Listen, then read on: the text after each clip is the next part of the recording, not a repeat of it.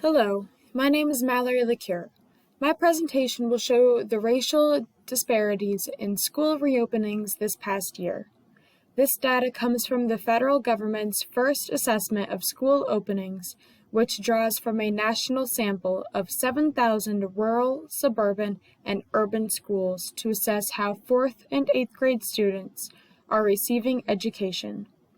The data was divided into groups by race, economic status, disability, and English learner status.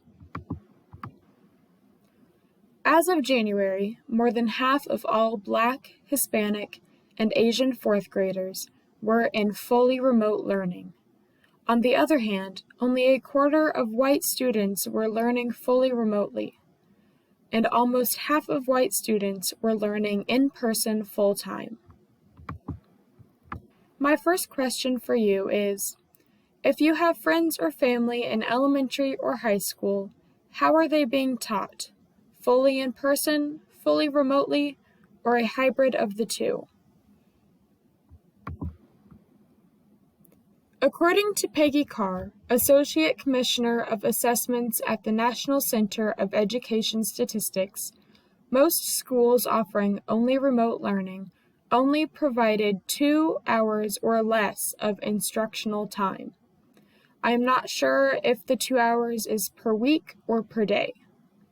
This minimal level of live instruction was received by 25% of 4th graders and 21% of 8th graders. Unfortunately, 5% of 4th graders and 10% of 8th graders were receiving no live instruction during their remote learning.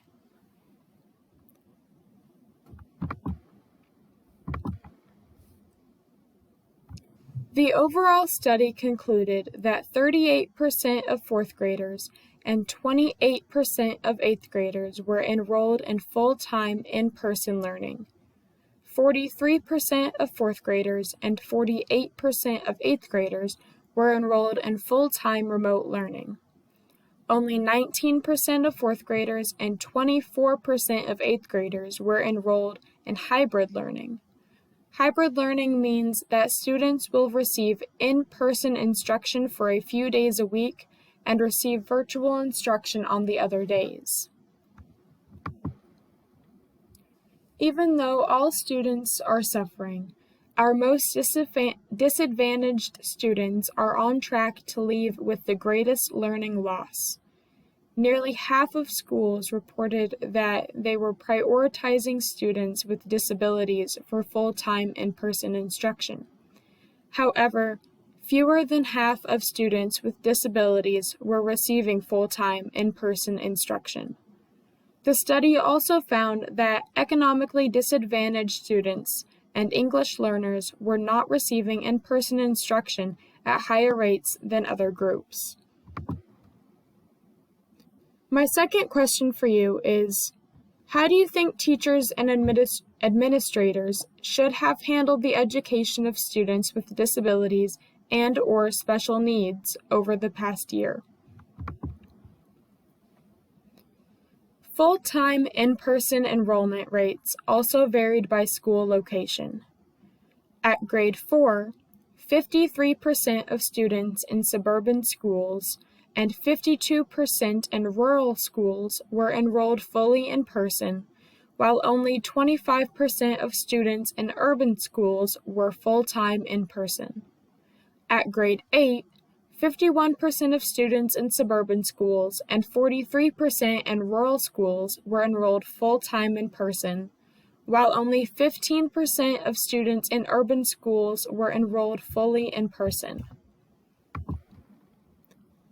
Although our public schools are returning to normal, urban school districts account for the majority of the holdouts to providing in-person instruction. Many urban schools still have high community transmission rates. Their facilities tend to be older, and they also have poor heating, ventilation, and air conditioning systems. They lack the extra space to keep children socially distanced. They also lack the funding to provide protective equipment, sanitation, additional staff, and COVID testing. The low-income Black and Hispanic communities that urban districts serve have been disproportionately impacted by the coronavirus. They are expected to have some of the greatest academic, social, and emotional learning losses coming out of the pandemic. The Education Department plans to repeat this study monthly until the end of the 2020-2021 school year. They also plan to add more grades. Thank you for listening, and if you have any questions, please put them on the discussion board. I would be happy to answer them.